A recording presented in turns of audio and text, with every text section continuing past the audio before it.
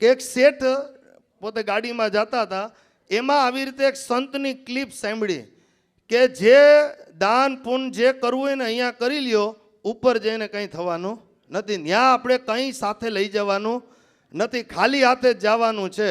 શેઠ કે આપણે આ સંતની વાણીને ખોટી પાડવી, શેઠ કે આપણે આ સંતની વાણીને ખોટી પાડવી, આપણે પૈસા લઈને જવા, ગમે એમ કરીને પૈસા લઈ જવા છે. એટલે એણે એવી સભા બોલાવી અને સભા બોલાવીને એ શેઠે કીધું કે મને કોઈ એવો રસ્તો બતાવે કે સ્વર્ગમાં જાઉં તો મારા પૈસા લઈ જાઉં, એને 1 કરોડનું ઇનામ આપું, 1 કરોડનું ઇનામ આપું. બરાબર? એટલે બધા વિચાર કરે કે કાં તો શેઠનું ખસકી ગયું છે, કેમ કે આ ઉપર જાય ને પૈસા લઈ જવા આવું તો બની ન શકે.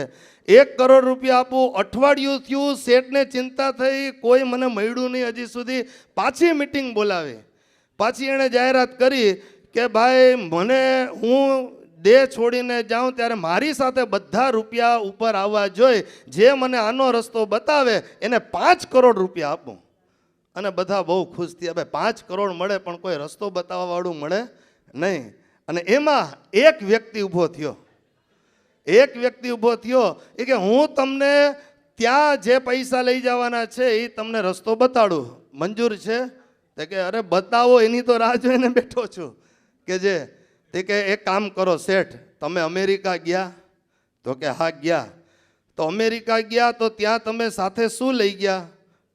તે કે ભાઈ ત્યાં જઈએ એટલે ત્યાં તો આપણે ડોલર લઈ જવા પડે. કેમ ભારતના પૈસા લઈ જાઓ? તે કે ત્યાં ન ચાલે. કેમ? તો કે ભાઈ ત્યાં કન્વર્ટ કરવા પડે, ડોલર લઈને જવા પડે. ઠીક છે, સારી વાત છે. લંડન ગયા? તો કે હા. લંડન ગયા તો ત્યાં ભારતના રૂપિયા લઈ ગયા? તો કે ના, ત્યાં તો પાઉન્ડ ચાલે, એને ચેન્જ કરવા પડે તો પાઉન્ડ લઈ જઈ શકાય. તો એ ભાઈએ કીધું બસ અહીંયા સેમ ટુ સેમ એવું છે, સ્વર્ગમાં રૂપિયા ચાલે પણ ત્યાં પુણ્યની કરન્સી ચાલે. અહીંયા તમે પોતાના પૈસા કન્વર્ટ કરો સત્સંગ રૂપીના, અને એ કન્વર્ટ કરીને પુણ્ય સાથે લઈ જાઓ, એ રૂપિયા તમને ત્યાં કામ આવશે.